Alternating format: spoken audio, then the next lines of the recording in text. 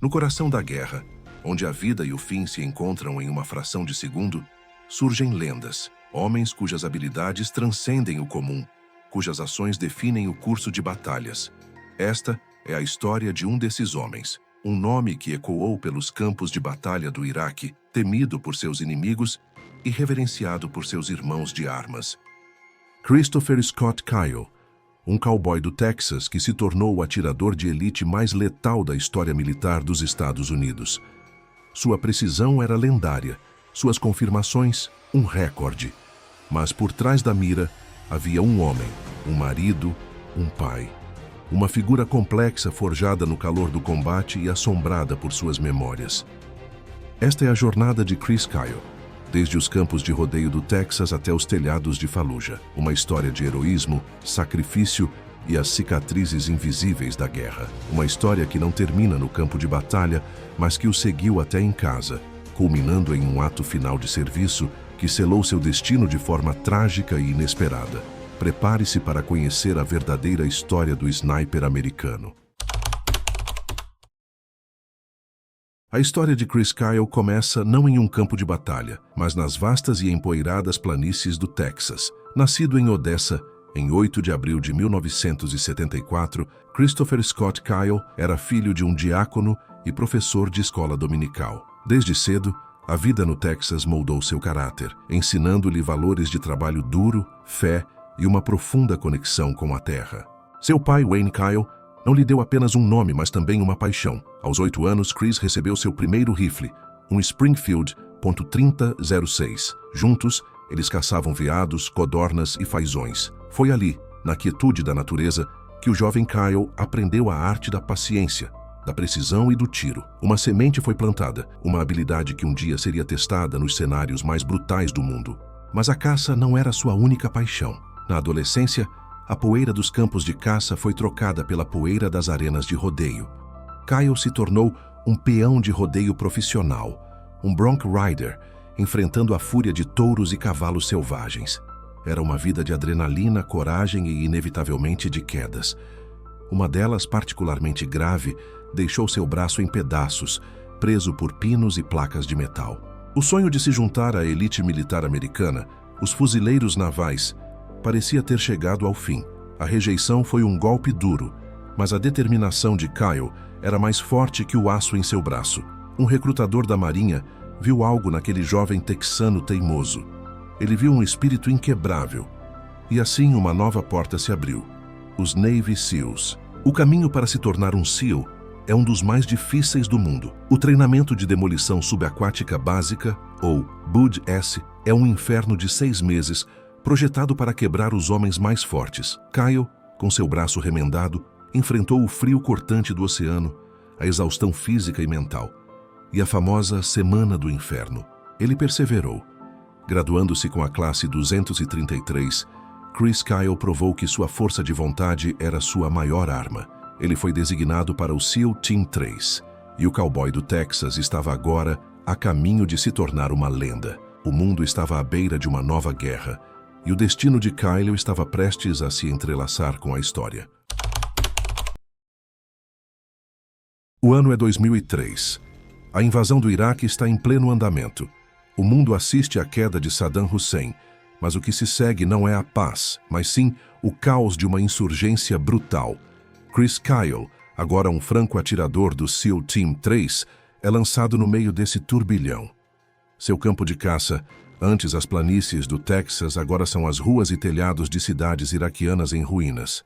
Sua primeira missão no Iraque o levou a um cenário de tensão inimaginável. A primeira vez que ele puxou o gatilho em combate foi um momento que o marcaria para sempre e que se tornaria um dos mais controversos de sua carreira.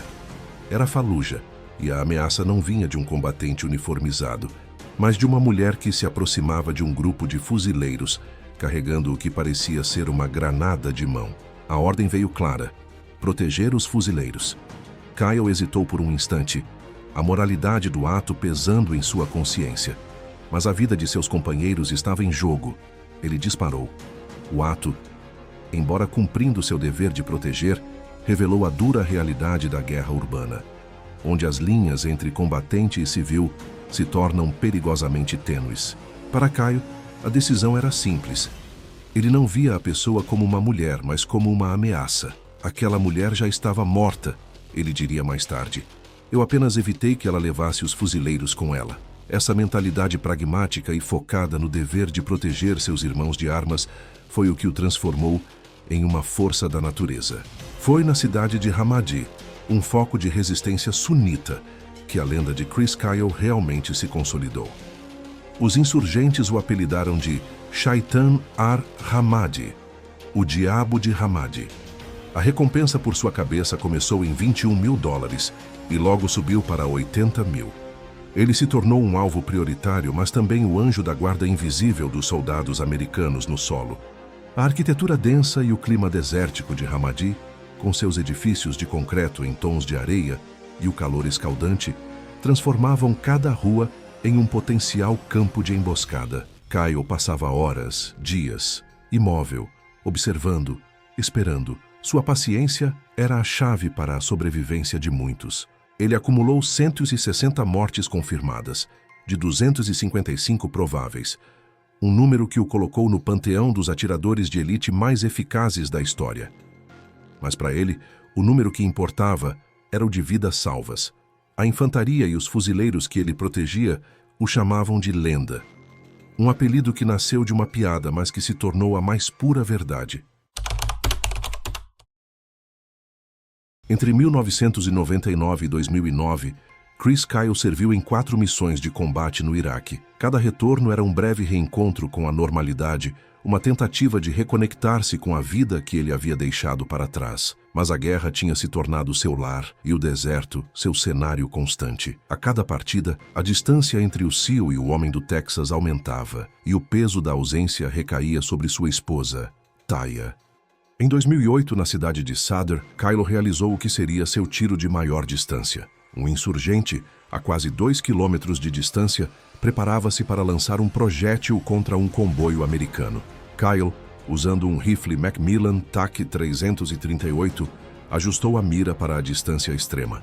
O disparo, um feito de precisão balística, neutralizou a ameaça. O sucesso de Kyle não vinha sem custo. Durante seus turnos de serviço, ele foi atingido por disparos 2 vezes e sobreviveu a 6 explosões de artefatos improvisados. O corpo do atirador era um mapa de cicatrizes, visíveis e invisíveis. A adrenalina constante, o estado de alerta permanente, tudo isso cobrava um preço na sua saúde mental e na sua capacidade de ser um marido e pai presente. O relacionamento com Taya era uma corda bamba entre o amor profundo e a tensão da guerra. As chamadas telefônicas eram raras e curtas, repletas de códigos e silêncios. Taya, em casa, criava os filhos sozinha, vivendo com o medo constante de uma batida na porta que mudaria sua vida para sempre. Ela era a âncora de Kyle, o lembrete constante do que ele estava lutando para proteger. O dilema era cruel. Kyle acreditava que seu dever era proteger seus companheiros no Iraque, mas ao fazê-lo, ele se afastava de sua família no Texas. Ele era um herói para a nação, mas um fantasma para sua própria casa. A guerra, ele percebeu, não era apenas travada no exterior, mas também dentro das paredes de sua casa. A cada retorno, a readaptação era um desafio. O barulho da cidade, a tranquilidade excessiva, a falta de propósito imediato. O cérebro de Kyle, treinado para o perigo, lutava para encontrar paz em um mundo sem ameaças visíveis. Ele estava em casa, mas parte dele ainda estava nos telhados de Ramadi, observando o horizonte em busca de inimigos. A decisão de deixar a Marinha em 2009 foi um ato de amor e sacrifício.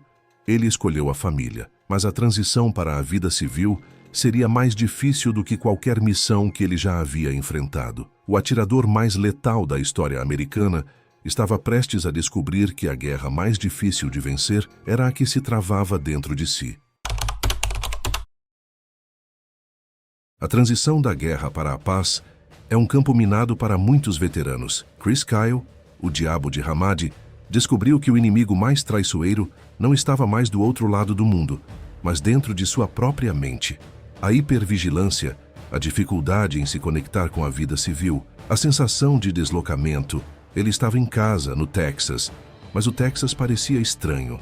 Para canalizar sua energia e experiência, Kyle se juntou a outros veteranos para fundar a Craft International, uma empresa de treinamento tático. Ele buscava replicar o senso de propósito e camaradagem que encontrou nos SEALs. Era uma forma de manter um pé no mundo que ele entendia, enquanto tentava se firmar no mundo que o havia recebido de volta. Em 2012, ele foi persuadido a escrever sua autobiografia. O livro, intitulado American Sniper: The Autobiography of the Most Lethal Sniper in U.S. Military History, não era apenas um relato de guerra, mas um mergulho na mente de um atirador de elite. Kyle relatou suas experiências com uma franqueza brutal, defendendo suas ações como um dever para proteger seus companheiros.